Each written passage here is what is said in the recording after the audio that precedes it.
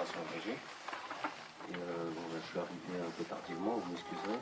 Et je vais rebondir un peu sur ce qui vient de dire par le monsieur et par la dame, parce que je rejoins ce que vous dites, mais sur certains points, je ne suis pas trop d'accord avec vous. Moi, j'ai 34 ans aujourd'hui, j'ai toujours vécu au Aubervilliers. Aujourd'hui encore, je côtoie des jeunes, des moins jeunes, des plus vieux, des moins vieux. Je travaille sur une installation sportive. Et c'est vrai qu'aujourd'hui, quand nous, on voit ce qu'il en est de l'éducation nationale, ça, personnellement, ça me fait peur. Mais je ne suis pas le seul. On est plusieurs comme ça. Parce que nous, il y a peut-être 20 ans de ça, voire 25 ans de ça, on avait la chance d'avoir des professeurs et même des maîtres d'école qui aimaient ce qu'ils faisaient, qui travaillaient en tant que maîtres d'école ou professeurs, mais ils aimaient leur travail. Et aujourd'hui, je ne dis pas qu'ils n'aiment pas, c'est que parfois, sur certains points, vous voyez même qu'ils sont dépassés, vous voyez de la peur. Parce qu'aujourd'hui, je travaille sur une installation sportive, j'ai affaire très souvent à des professeurs d'éducation physique. Quand vous les voyez arriver, ça m'est arrivé, et je m'en suis même excusé, mais de voir arriver le prof avec des élèves, mais vous ne savez pas qui est le prof. Parce que quand vous voyez des grands gaillards de 16, 17 ans qui ont quasiment ma taille, qui parfois font 2 fois mon poids, vous vous posez des questions. Quand vous voyez que ces profs-là n'arrivent pas à tenir leurs élèves sur une installation sportive, que moi, en tant que gardien, je suis obligé d'intervenir, et je vais vous dire une anecdote, il m'est même arrivé d'enfermer une jeune fille qui était restée dans les toilettes parce que mademoiselle était partie se maquiller. Donc, c'est vrai que ça fait rigoler, mais je suis resté assis, je me suis dit non, ça ne serait jamais arrivé à notre époque. Parce qu'à notre époque, lorsqu'on venait en éducation physique, on était habillé en survêtement et en basket. Aujourd'hui, vous voyez ces mômes, excusez-moi l'expression, mais vous les voyez arriver à l'école, il y en a certains, ils sont en tenue de soirée. Alors les filles, je ne vous en parle même pas, parce qu'aujourd'hui, c'est vraiment ce qui me choque le plus.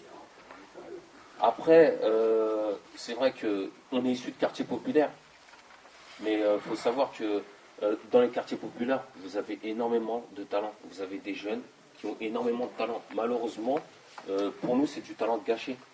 Parce que l'éducation, c'est bien beau. On part dans des pays étrangers, ou je ne sais pas moi, en Afrique ou en Asie, on part dire ouais, on va construire une école, on va les aider à faire une école, ceci, cela. C'est bien beau. Mais le problème qu'on a chez nous, l'éducation nationale, faut vraiment se poser des questions, parce que quand on enlève des profs au lieu d'en rajouter, qu'on se retrouve dans des classes où il y a 30 mômes, après il ne faut pas s'étonner que les mômes, au bout d'un moment, voilà, quand les profs ils n'arrivent plus à les tenir. Après on parle des quartiers populaires, il n'y a pas que les quartiers populaires. Parce que dans les quartiers populaires, il faut savoir que déjà, il y en a certains qui ont des difficultés. Quand vous voyez des familles, ils sont, je ne sais pas moi, peut-être 8 dans un 3 pièces, et qui se retrouvent tous les enfants dans la même pièce, et parce que je peux vous en sortir des cas comme ça, j'en ai plein, et pourtant il y en a certains qui ont réussi, et c'était pas évident pour eux de rentrer chez eux, de se retrouver assis avec leurs frères et sœurs, faire les devoirs, aider du moins ses frères et sœurs à faire leurs devoirs, eux-mêmes faire leurs devoirs, et aller jusqu'au bac et au-delà de ça, et être aujourd'hui ingénieur. Mais quand vous les voyez, et quand ils vous expliquent le chemin par lequel ils sont passés, vous vous dites franchement chapeau.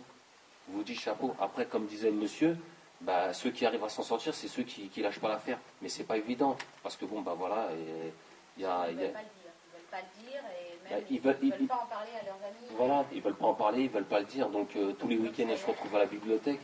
Donc après, je ne jette pas la pierre sur les professeurs, moi je jette la pierre sur l'État et sur l'éducation nationale. Parce qu'au bout d'un moment, il faut vraiment miser sur l'éducation nationale. Après, on est là à dire oui, nos enfants, ils traînent dehors, oui, c'est vrai, les jeunes... Oui, c'est vrai qu'il y a énormément de jeunes qui restent en bas de leur cité, qui sont là. Je vous le dis parce que nous, voilà, on se bat contre ça, on se bat contre la délinquance, on connaît ce domaine-là, et on sait que ça ne mènera à rien du tout. Au contraire, on essaie même des fois de mobiliser des parents, et je peux vous garantir qu'il y a vraiment aujourd'hui des parents qui se mobilisent vraiment pour leurs enfants, parce qu'ils savent qu'aujourd'hui c'est un enjeu important que leurs enfants aillent à l'école et qu'ils soient éduqués, qu'ils comprennent, qu'ils comprennent l'importance que ça a que leurs enfants puissent aller à l'école et puissent apprendre à lire et à écrire, et que leurs enfants ne se retrouvent pas à 16 ans ou à 17 ans au bout de la rue toute la journée. Voilà, ils sont là, ils n'ont pas d'école, ils ne savent pas quoi faire, et automatiquement, on va pas se leurrer, il n'y a pas photo. C'est sûr qu'ils vont virer vers la délinquance. Donc à 16 ans, 17 ans, voilà, ça commence par le commissariat, et puis voilà, après, s'ils ont de la chance, ils arrivent à s'en sortir, s'ils n'ont pas de chance, ils passeront leur jeunesse en prison. Et c'est malheureux, parce qu'il y en a vraiment qui ont du potentiel, ne serait-ce que même dans le sport. Vous en avez certains qui commencent le sport, qui arrivent vraiment à un domaine dans le sport, des fois vous dites à un haut niveau, hein, et puis malheureusement ils arrêtent du jour au lendemain. Après des fois on va vous dire les fréquentations, mais les fréquentations ça commence à l'école aussi. Aujourd'hui, voilà, je veux dire, quand vous voyez tous les téléphones portables, les ordinateurs, toutes ces choses-là, ça ne tiendrait qu'à moi, je les interdirais à l'école. Ne serait-ce que la tenue vestimentaire. Il faut voir comment les enfants sont habillés lorsqu'ils vont à l'école. Il y a un problème. Il y a des règlements.